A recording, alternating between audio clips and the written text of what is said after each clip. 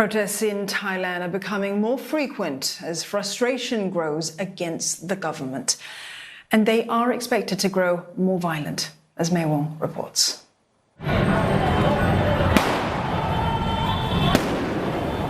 Such scenes have now become a daily occurrence in this neighborhood. For more than a month now, this Daeng Intersection, some 20 minutes from downtown Bangkok, has become a battlefield between police and protesters calling on the government to quit. Regular citizens are caught in the crossfire.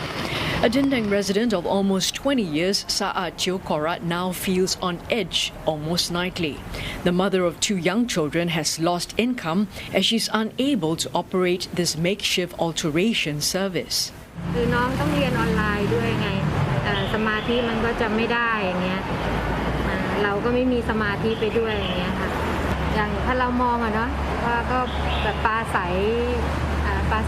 ดีกว่าค่ะแล้วแต่ส่วนความคิดของเขาอะนะกับเราไม่เหมือนกันแต่เรามองว่าปลาใสธรรมดาอะไรดีกว่ามันก็ดูแบบไม่รุนแรงแล้วก็ดูมันเรียบร้อยกว่าค่ะ Protesting for change is not new in Thailand.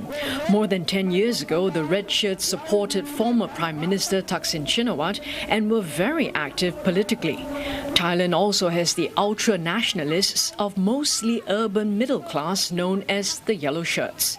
These groups have largely been led by centralized organizations and by individual charismatic leaders.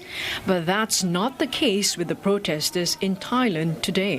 We may seem at the superficial that they are pretty weak, fragmented, competing against each other. But on the other hand, it became the strength for this younger generation in the sense that they are quick and they are spread throughout the different locality. And at the same time, even though the government arrested their leadership, it's impossible to stop the spread and resistance and continuity of the different diverse groups. Recently, at least 5 pro-democracy movement groups have emerged in organizing various demonstrations. Political observers don't think the new generation of protesters will be able to attract hundreds of thousands onto the streets like in the past. But their calls are resonating with a wide population. Now, it's not only about the problem for the younger generation, it's expand the problem to the economic situation, COVID issue, and also the expansion of the corruption and the illegitimate problem with the bureaucratic system like police and military, which help building up the mood of frustration for the government. There are very much frustration among the ordinary people because I think the most crucial factor is the long-term economic decline in this country.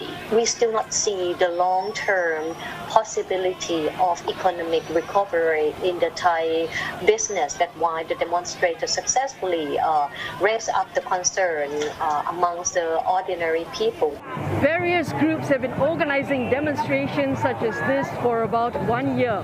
Some feel that it's important to continue to emphasize the government's failures through speeches such as this, as well as through traveling car mob rallies in order to continue to raise awareness among the Thai citizens.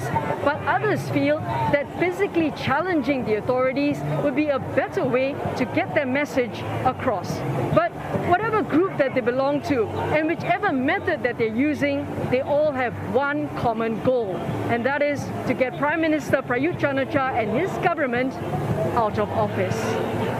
May Wong, CNA, Bangkok.